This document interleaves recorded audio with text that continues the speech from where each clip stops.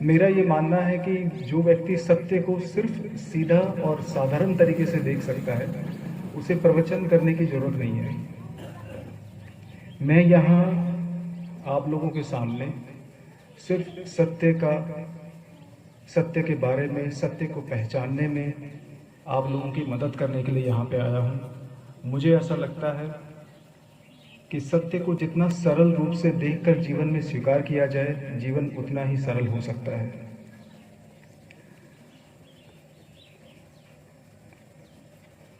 आज जब सुबह मैं उठा सोकर, तो मेरे मन में एक ख्याल आया,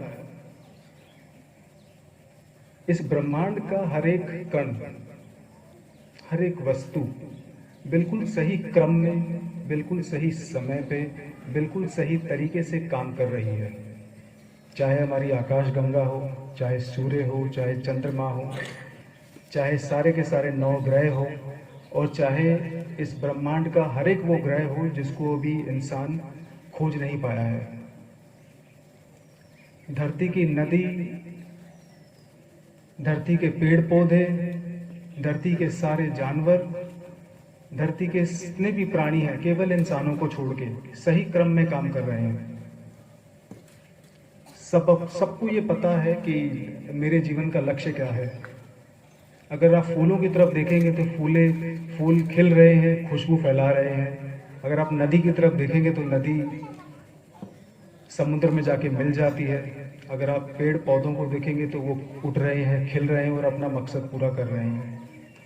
लेकिन बड़े दुख के साथ कहना पड़ रहा है कि शायद इंसान अपना लक्ष्य भूल चुके हैं। शायद इंसानों को ये लगता है कि हमारा जन्म इस धरती पे सिर्फ इसलिए हुआ है कि हम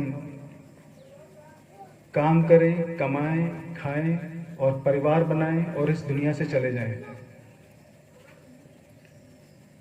और मैं पूरे विश्वास के साथ कह सकता हूं कि ये हमारा लक्ष्य नहीं है। किसी महापुरुष ने कहा था कि इस दुनिया में 2 चीज़ों की कोई सीमा नहीं है, एक ब्रह्मांड की और दूसरी इंसान की मूर्खता की। तो सत्य के बारे में बात करते वक्त मैं यहाँ पे जितने भी लोग बैठे हैं उनको ये आग्रह करूँगा, ये निवेदन करूँगा कि मेरे शब्दों को सिर्फ समझने की कोशिश ना करें, बल्कि उसको अपने जीवन में उतारने की कोशिश भी करें। क्योंकि मैं बहुत सरल भाषा में, बिल्कुल सिंपल तरीके से, एकदम साधारण तरीके से सत्य को आपके सामने रखने की कोशिश करूँगा।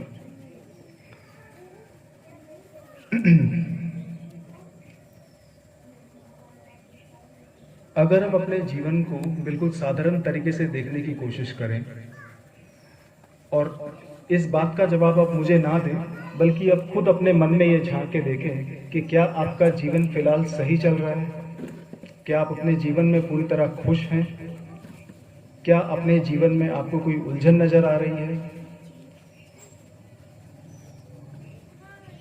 यहाँ पे बैठे जितने भी सज्जन लोग हैं, हो सकता है कि इसमें से कोई ना कोई परेशानी उनके अंदर हो, या उनसे संबंधित हो, या उसके परिवार में किसी के पास हो।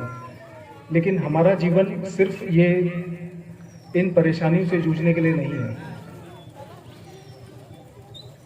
हमारा जीवन परमात्मा ने दिया है कि आप इस जीवन को बिल्कुल साधारण तरीके से, एकदम सिंपल तरीके से समझें और इसे जिएं।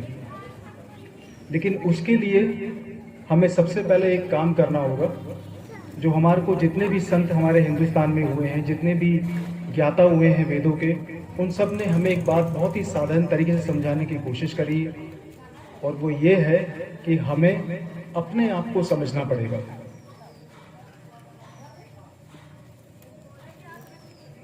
हम सारी जिंदगी बाहरी चीज़ों को समझने की कोशिश करते हैं, हम सारा जीवन इसी में निकाल देते हैं कि हमें किसी चीज़ को कैसे समझना है, हमें कैसे दूसरी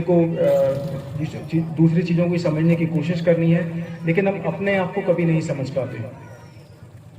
अगर हम अपने आप को समझने की कोशिश करें तो 99% हमें अपने जीवन की जितनी भी परेशानियां हैं उसका हल आराम से मिल सकता है। लेकिन हम क्या करते हैं, सारी ज़िंदगी दूसरों को समझने में लगे रहते हैं और दूसरों को समझने में ही हमारा सारा जीवन निकल जाता है।